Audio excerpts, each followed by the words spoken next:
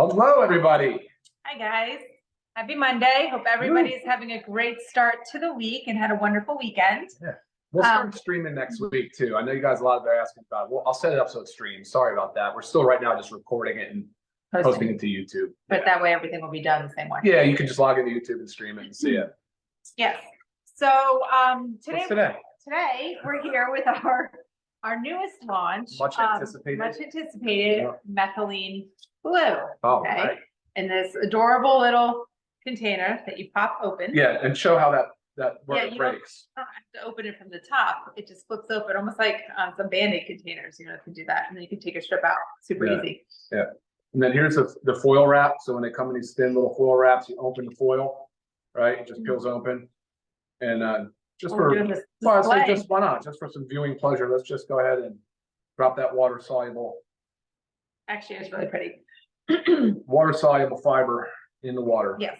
So what I first want to talk about is really neurodegenerative diseases and how it's plaguing us. And obviously what we have to work with the drugs on the market, clearly they're not working. Otherwise we would be in a much better situation than we are. Not very promising. Not at all. And it's very sad. And it's something that's always on my mind with aging. It's just because you see people that go through it, your loved ones, your friends, and it's very, very scary. I mean, I think we know at least two handfuls of at least friends, parents, or aunts, uncles, my aunt personally going through this. And it's just a very sad thing.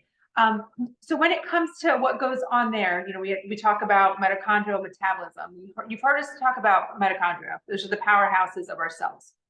Those are the things that are responsible for the energy. So what happens as we age, as our brains age, is our mitochondrial metabolism decreases. So that energy production inside there in all of our cells in our body, that energy production goes down. It's not happening like it should.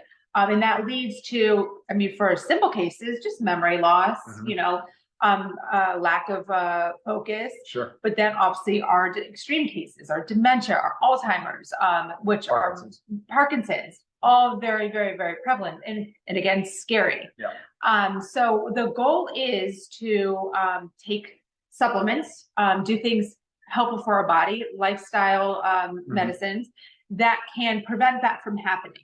That can come in and jump into that mitochondria and help that energy production. It's like your electron transport chain, but I know that's getting a little technical. And that's the goal with this. And that is really the goal with Methylene Blue. It definitely is. 100%. I think today's discussion is as much about metabolic health as it is about a supplement. I think that supplements are only like one part, like when we talk about it. And, we talk a lot about aging and how the signs of aging originally start to show up. And for Lisa and I, most of the time we say, well, look, it's a physical sign. It looks like a lack of muscle mass. It looks like sarcopenia. It just looks like somebody that hasn't been able to maintain healthy lean muscle mass as they age. But unfortunately with brain health, and I don't like that term so much, but it's typically, a process that can start at any time, can really start at any age, especially now with our environment, the foods we eat, the toxins we're exposed to. So the environmental impacts are actually pretty great in this category. And you don't recognize that it's going on. It's not visual, like you said, with like muscle loss. You don't recognize it's going on until it's a little bit there and too late. Yeah, right. And so that now I'm starting to shift sort of my way of viewing aging a little bit. It's like, of course, there's the physical manifestations of not having enough muscle loss or muscle mass. But then you start thinking about the way the brain health sort of the transgression of like the way it changes and evolves and how early of an age it can set in. And you can start with like, you hear people describe as brain fog or lack of focus or inattention, that kind of stuff.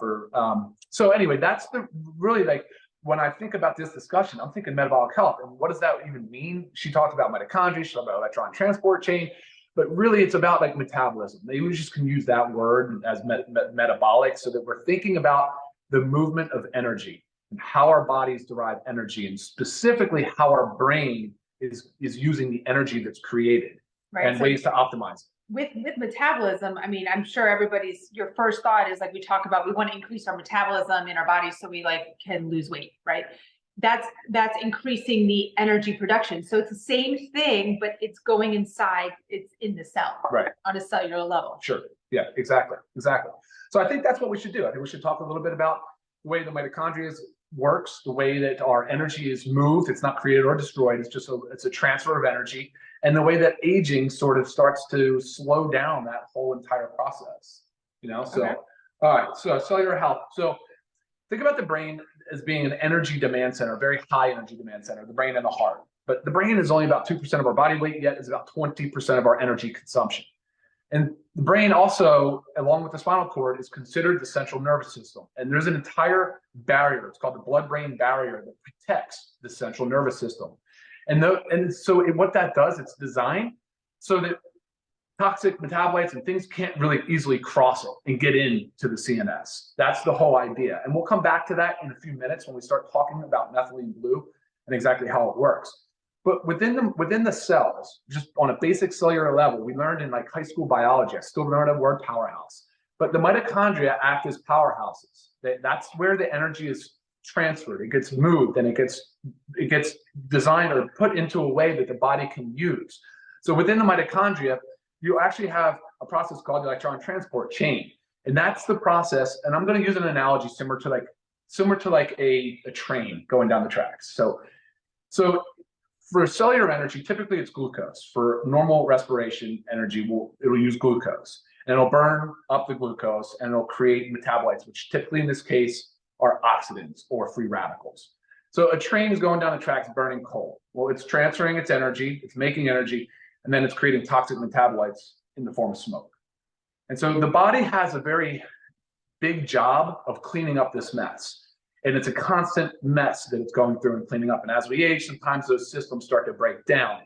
A typical cell, I think, has between 1,000 and 2,000 mitochondria. But again, as we age, we're constantly tearing them down, building new, making new, making new. And over time, as we start to see the system sort of break down, I think that's when you start seeing the signs of aging and the signs of disease really start to set in. It's a mitochondrial-based disease process. And it seems like that's really where most of our anti-aging experts and longevity pioneers are really putting a lot of effort into this category. Yeah. So, all right, cool.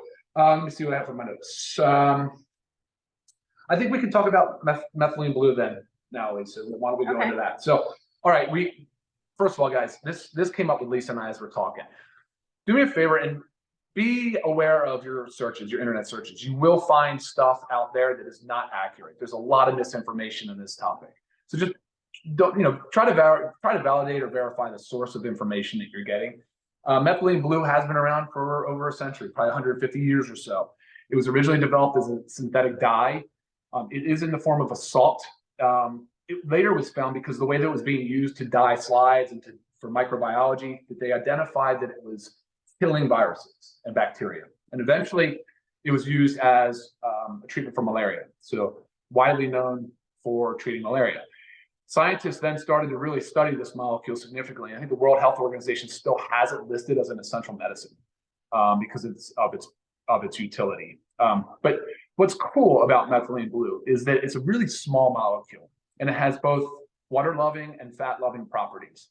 And that's key for the blood-brain barrier. I was going to say, because it readily crosses the blood-brain barrier. It goes quickly across, mostly because of its fat-loving properties, and then of course being like, 300 some Daltons. It's a small molecule, but by doing so, it really gets right into the brain and the spinal column. And that's where we'll start to talk about the way that this thing works, the mechanism of action, and of course we'll start talking about dosing, some of the side effects, and all of those as well. Okay, awesome. So, yeah. Okay, cool.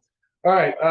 And I will say, when Ryan said about the studies, your sources, if you'd like some, just go ahead and reach out to me so I can send them to you. Because it does make a big difference. Again, you can type anything into Google and you could get one saying this and one saying that, but what's the validity of those? You got to know your sources. And we'll come back to this a little bit, but see, I have clinical references from being a pharmacist, and I pay for them. And so I'll reference those, and those are almost, those are all evidence-based. They're tied to clinical trials and studies. And often that's where I'll turn to for my information. And of course, I'll check on some of the simple searches as well. But yeah, she's right. Be careful with the information you get. All right. So how does methylene blue work? Well, primarily because the way that it's still being used today to treat like cyanide poisoning and carbon monoxide poisoning, it's a condition called methylene. It's a case where there's not enough oxygen being delivered to the tissues, basically. So this has the ability to increase the amount of like cellular respiration in the brain, so it carries more oxygen.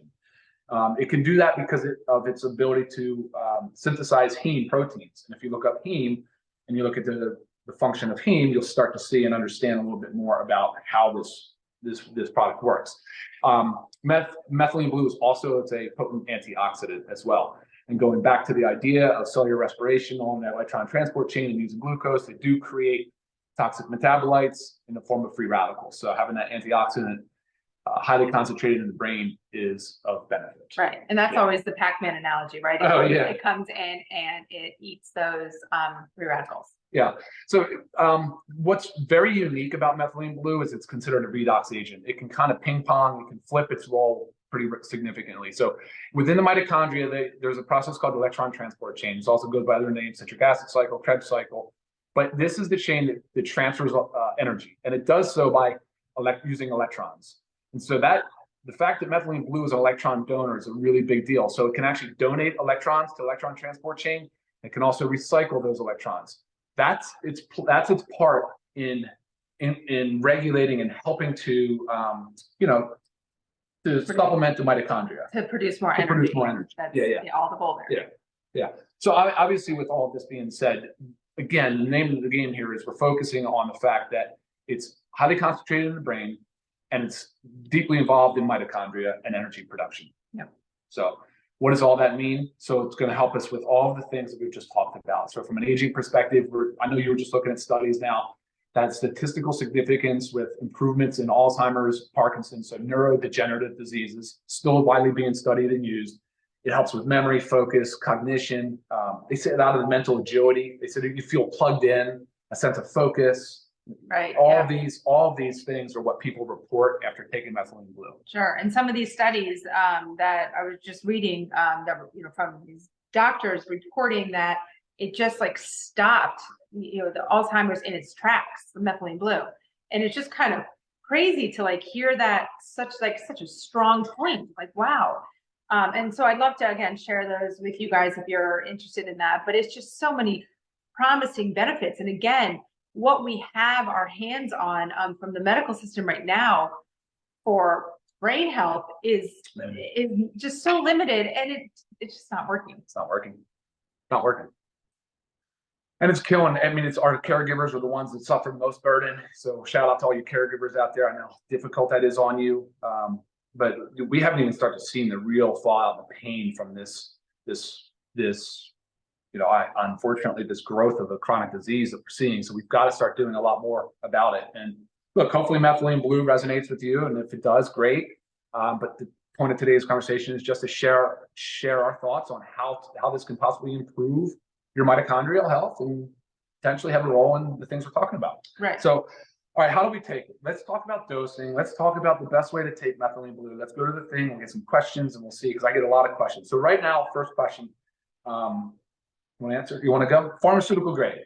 That's the big one. You will go there. All right. I've had like 5 emails. So from pharmacy perspective, is it pharmaceutical grade? You guys are absolutely right for asking the question about the grade of methylene blue, because there's industrial dyes out there that are like covered in metals, high in metal content. So you're absolutely spot on to be asking about what grade it is. Now, look, the reality is that nothing is really pharmaceutical grade unless you're in pharmaceutical manufacturing. However, with that said, this is in fact methylene blue USP. All right, USP would be considered the equivalent or the source for pharmaceutical grade manufacturing. That's really, really important. So we'll load the certificate of analysis as well as the metals test up on the website so you guys can reference that, because that's a problem. So if you're using other methylene blues, just make sure that they have USP, make sure they have their metal testing, and take a look at the C of A to just look at the C of A as well. But the metal testing would be separate. So, all right, that's a big one. And good question. All right, what else? Anything? I think that was really the dosing. I think I get a lot of, and drug interactions. Yeah. All right, so dosing is published most to do with intravenous. So intravenous use is common with methylene blue. All hospitals have it on hand. A lot of functional medical their clinics do methylene blue IVs. Yep. So looking even at the clinical literature shows about 1 to 2 milligrams per kilogram per day. That's typically IV usage. You're seeing 0.5 to 4, so 0.5 milligrams to 4 milligrams per kilogram per day IV. And so if you assume the fact that there's 100% absorption bioavailability in IV, which is what you should do, then orally dosing, you would think you would need more. But however, more is not always better, especially with methylene blue. There's a hermetic dose response with methylene blue. You potentially could have the reverse effect at high doses. So what are those high doses? High doses are probably anything over 10 milligrams per kilogram per day. Like that would be extremely high, right? And that's just per kilogram means it's 2.2 pounds in a kilogram. But let's just assume it's an even 2 and we'll cut it in half. So I said it would be 10 milligrams per kilogram. Let's just do 5 milligrams per pound. For me, that'd be 1,000 milligrams in a day. I weigh 210 roughly. It'd be 1,000 milligrams in one day. This is 20 milligrams per film. And there's 15 films in the box, right? So we're not talking about high dosages here. We are not even anywhere even close. As a matter of fact, the low dose range is about 20 milligrams to 60 milligrams orally. So we're on the low of the low, but at 20 milligrams has been shown to be plenty effective. That's the point. You don't need to go high in your dosages, and nor should you, because then you can start to run into other problems. So you'll know that, first of all, pregnancy and breastfeeding is contraindicated. Do not consume methylene blue if you're pregnant or breastfeeding. If you have a G6PD genetic mutation, you should not take methylene blue. And if you don't know, that's something you can ask your doctor for, but most people would know. And then, of course, there's the third one, the big one. So what do I do if I'm currently taking an SSRI or an SNRI for mental health or for mood depressive disorder? So the prevailing theory is that this increases serotonin through a mechanism called MAOI. However, that's typically seen in high doses, much higher doses. So at 20 milligrams, the risk, okay, let me back up. The risk would be serotonin syndrome. It's basically when you have too much serotonin and bad things can happen. We're not seeing, I have no evidence, there's no literature, there's nothing to support the fact that 20 milligrams would cause serotonin syndrome. So with that said, I still recommend, no, if you're on an SSRI or an SNRI or any type of antidepressants, an MAOI, which you don't see that often anymore, you should still consult with your provider. And if he says no, hard no, don't touch it, you should say something to the effect, well, 20 milligrams orally doesn't seem to be a high dose. Do you have any literature to support that it'd be a problem for me? Because actually what we're finding is that people that are using this that have mental or mood disorders, they're deriving a tremendous amount of benefit out of it. Sure. You know what I mean? So I hate for people to get stuck in this misinformation loop where they just don't know what to do and they get scared and they become paralyzed with fear, and unfortunately, I feel like that's very unfortunate. So anyway, do a little bit of digging. If you need some literature from me, I'll be happy to supply it to you. No problem at all. So again, dosing wise, I think we're in a good situation here at 20 milligrams. It's per film. There's 15 films per box. We suggest using one every other day. That's why there's 15 in there for a 30-day supply. And if you want to take it 15 days straight in a row, you can do that as well. If you want to take it for 2 months straight in a row, you can do that as well. But my message, and Lisa, I think, agrees, is that we're actually trying to help you restore the normal function of your mitochondria. And this is one part or one, say, tool in your belt to help you do that. Right. So say, I know I've had the question, can you just take one when you need a little bit of mood enhancing? Yeah. So one here, one there, one there. Mm-hmm. Sure, you can. But again, the goal is to get that mitochondrial functioning properly to prevent that mitochondrial metabolism, the decrease that happens as our brains age. So it's just like when you take supplements on a regular basis. It's, you're not just taking your vitamin D one day here because you didn't maybe get outside enough. You're taking it to maintain a level. So there's a purpose. There's a purpose. So methylene blue is good in fasting. I don't think I would not recommend this later in the day near bedtime. It doesn't make sense to me. I like it first thing in the morning. Because it does. Yeah, and especially if you're still intermittent fasting, it does increase autophagy. So that's the cleanup of the cell. It's taking out the junk of the cell. So it can help with that process as well. And there's another part to this. I would like for you guys, if it's possible, once you take methylene blue, you can go out and seek natural sunlight. And by doing so, it actually increases this, it provides a synergistic response to the mitochondria. It can actually help sort of provide more ATP and increase the mitochondria. Right. And if you don't have sunlight, I have had this question a lot. If you have any form of red light therapy access to in your home or in, a facility, that's really where the studies are done on it. Because that's how it's controlled. But it doesn't have to be a lot, right? Like No. it could just be 10 minutes, a lot, max. but it doesn't have to be full body. I mean, you could just have a little bit of pounds, there's handheld little red light things for that people use for pain and stuff. You could use that red light.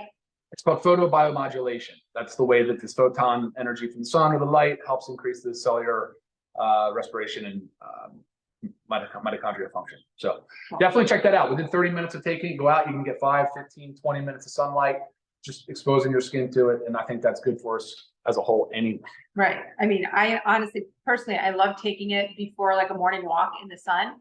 Because during my walks is where my wheels are spinning a lot, lots of thinking and planning and stuff going on. Carrying a rock, yeah. So I really like it for that. It kind of gets it all done. But you do it how it works for you. Again, Ryan said there's 15 films in here, and I'm just going to throw out the price there because to me this is crazy. For members, it's only $12.95. So 30-day supply of methylene blue for $12.95. Crazy. Non-members, the retail price $19.95. Let's talk a little bit about how maybe the blue. Yeah, it's on my tongue. I had mine this morning. Yes, and so did I. So I'm going to show you how ours is different because we're still experimenting a little bit. And if you were on Friday's call, you would have seen how Ben's mouth went. So what Ben did is he put the film in his mouth, let it completely dissolve, but he let it all go in, his mouth. That's going to leave you a lot of blue. If you want that, go for it. But we're typically talking to people and seeing people, and yeah, it's a great conversation starter, but we don't want blue mouths all day. So I'm going to show you mine. Oh, not bad. Really not Just much. my very back. So what I did is I took the film, horizontal. I set it down in the back I kept my mouth open. As you can feel, it starts to dissolve on your tongue. I just swallowed water. So it dissolves very, very fast. So I didn't close my mouth, so it didn't go into the saliva all over and get everything blue. So I think that is going to be the way I do it, unless I really want blue. Cool. Yeah. Awesome. So figure out what works for you. Depending on where you place it on your tongue, I think this is a thing too, because obviously our taste buds are all different. There are different sections of our tongue. You might feel a little bit more bitter somewhere, might feel a little bit more minty somewhere. When I put it in the back this time, I had nothing. Right. I didn't even have mint. It was kind of weird. It just was like a neutral flavor. So yeah, it can cause numbness and tingling a little bit. Has a weird. That's completely normal. It will go away. How long does the blue last? 2 to 3 hours.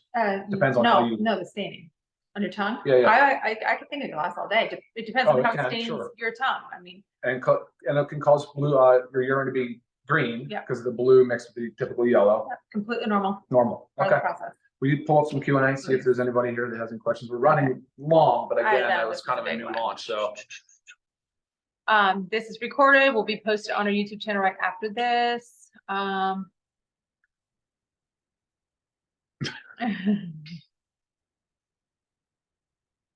This is the Bluetooth challenge. I like it, Joel. Let's do the Great Bluetooth idea. challenge. Send it over to what is it? Living Good. Living Good with Ryan and Lisa. Yeah. Let's post some on there. That's on Facebook. Yeah. That would actually be pretty funny, Joel.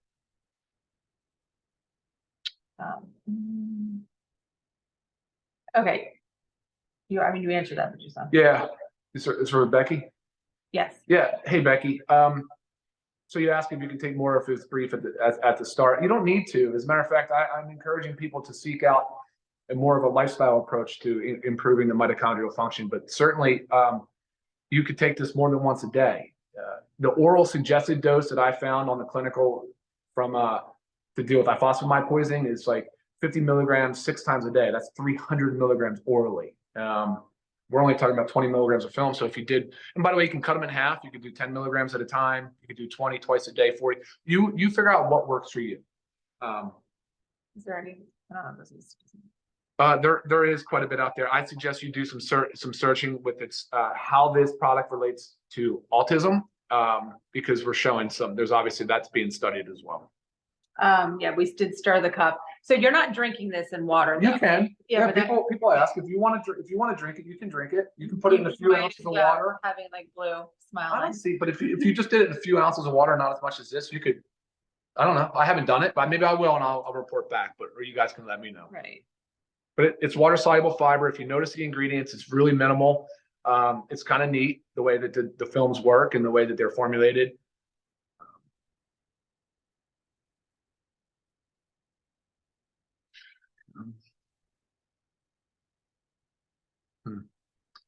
The COA kit. I'll send it to the tech today. I should have already done that. My apologies, but I'll send it up to the tech support today. I feel like what happens sometimes we get so excited right when something arrives in the warehouse I that think Leslie, you might have already heard me answer this, but the form is methylene blue, not USP. It's USP form. What was that? No. Okay. Age is 18 plus. Yeah, 18 plus. But I read a lot of reports of being used in children and pets. That's not what this is formulated for, but.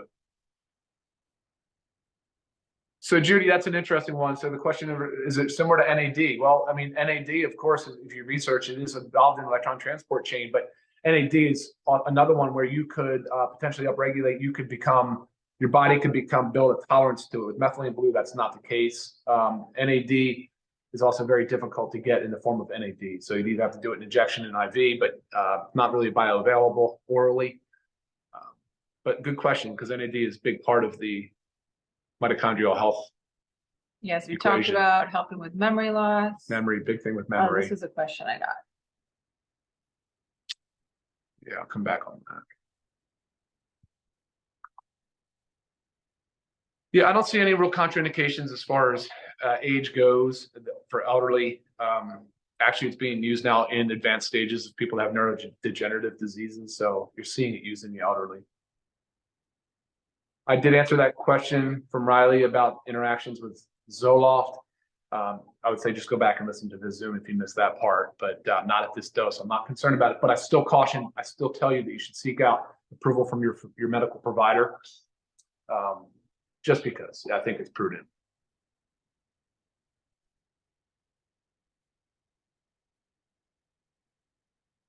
I don't know. Take it out.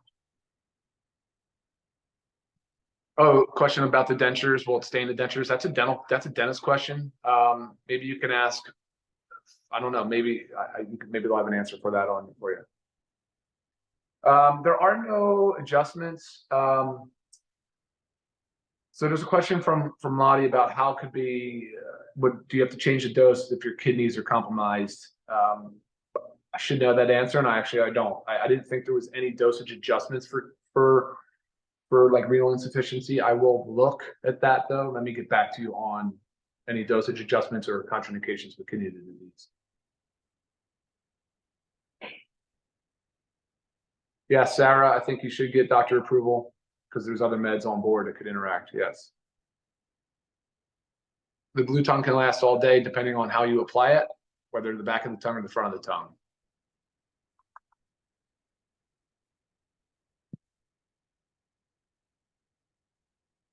Oh, you'll start feel. So there's a question from Lisa. How long does it take to see a change? You'll feel it actually. You'll feel a sense of connection, focus, energy, mental, like agility is a word I've used. I mean, it just feels different, especially if you seek out some sun or red light. Right. Yeah. Short-term memory loss, long-term memory loss. I've heard people compare this to a ADHD medication.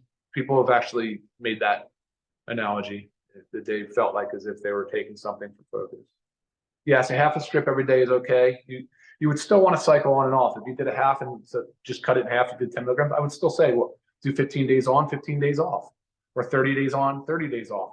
There's no hard line in the sand about it. Actually, for people that are in the studies that are using this every day long term, especially if they're using it for neurodegenerative diseases like Alzheimer's and Parkinson's. So, yeah, I don't know. So it doesn't have to be on the red light. It can be anywhere on the body. Really, it can be the face. It could be the hands, the arms. Yeah, I have a face mask. Yeah, she has a face mask. Put that one on. Brushing your teeth, it may stain the toothbrush. If you try to do that, you might want to just get a dedicated brush to loosen it up. Rinse it with water, mouth would swallow. I think it would be helpful to do that. But again, you guys remember. Back of the tongue, not much dye. Not much there at all to get on my teeth, to get on anything. This is front of the tongue 3 hours later. And mine was like 2 hours later, back of the tongue. Quite a bit of blue.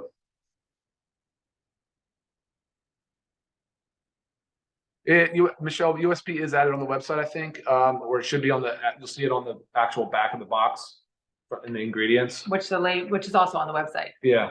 So you're right. It's not on the front, but on the back it is, on the panel. A lot of promise with ADHD. A lot of significant good studies encouraging things coming out on it. Remember, we've never drank it. We were just showing the color. You can, but again, on the tongue. This, no. Yes, you can cut it in half. It will stain your fingers a little bit too. It's just the craziest thing, the salt. I mean, you're seeing virucidal, you're seeing bactericidal. Like in SARS-CoV-2, like they were looking at it from in COVID and treating COVID, and also on the long haulers, there was so much hypoxia and respiratory distress. Remember all the people on the ventilator, that whole thing. Methylene blue started coming into the discussion. There was a lot of promise. I don't know where it stands right now, but that was another area of interest. So Eddie, how do you know if you need this?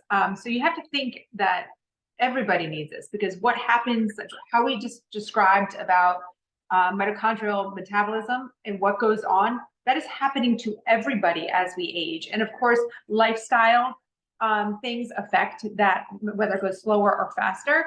But me personally, I'm not messing around with things that are going on up here. So I'm going to do everything that I can in my power to prevent that from happening. Yeah, and I think, look, as you age, you see it, and you start to see lack some of the zest and the energy, and you start to feel, not yourself. And they describe it as brain fog and confusion and different things of that nature. Now, if you're not to that level, that's great, but maybe a time to stay proactive and focus on staying ahead of it. Have you seen anything on traumatic brain injury? Oh my gosh, yeah, a whole bunch of information on TBI. 4 years ago, would this be good for him? So he had a traumatic brain injury 4 years ago. Would this be good for him? Yeah, so there's a strong study out on TBI where it showed statistical significance on improvement of symptoms. It was like oxygen deprived, some specific type of traumatic brain injury. And I don't know why it's not used more mainstream, because it seems to me that the evidence is very strong for TBI. Definitely, again, I hate to just say Google search, please, like that, be careful with that. But if you do Google that, you'll find some articles. You'll find it. I think the National Institutes of Health had a reference to it. That's interesting. Encephalitis, I'm not sure. Yeah, I mean, I know I was reading studies that has to do with like Lyme disease and stuff like that. How cerebral. So Caroline asked about cerebral. So it does increase cerebral blood flow or oxygenation, I guess you could say. It delivers more oxygen to brain cells, increases the respiration of the cell. So I think that's what you're asking. Are there any side effects to be concerned about? Not really. I mean, there's some small cases of self-reported side effects of like jitters or nervousness, but I don't think that's the normal. I have not seen anything that would say that would be to be expected. I've used it plenty of times and never felt a single thing but good stuff. Right. And from what I read, what I was reading to say, it's all very rare. If there was ever a side effect, and if say there was any jitters, it subsides very shortly. Yeah, it's okay to put in water. Maybe try putting in a few ounces and then just slam it back. Use a shot glass. There you go, Aletta. Yes, it'll permanently stain your shirt. Did I get it on mine? Probably. That's what I thought he was saying. Probably. Yes, it is a stain. Yes, it will stain.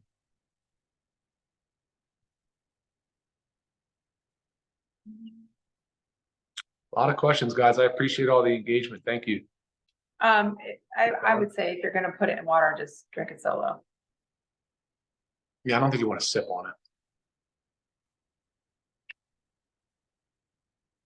it. Chemotherapeutic. So if anyone is going through chemotherapy, has cancer, there's also some studies in the National Institute of Health and a thing called PubMed that show some interesting results.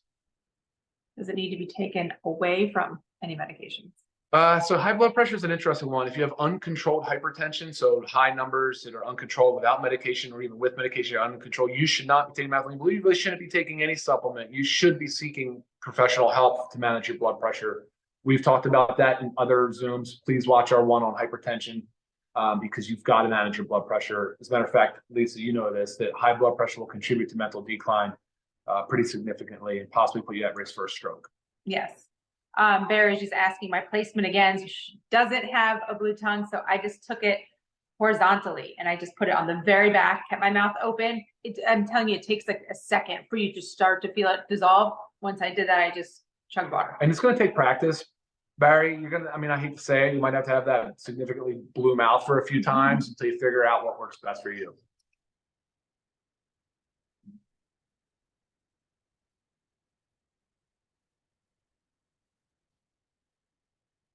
Okay. Yeah, I think we nailed it. Okay. All right, awesome, guys.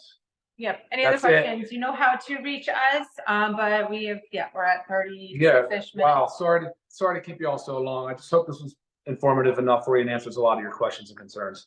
Yep. And again, we'll get everything else on the website for your information. But All right, y'all. if you haven't had a chance, get your Methylene Blue, $12.95 for your members. Bye, everybody. Have a great day. See you soon.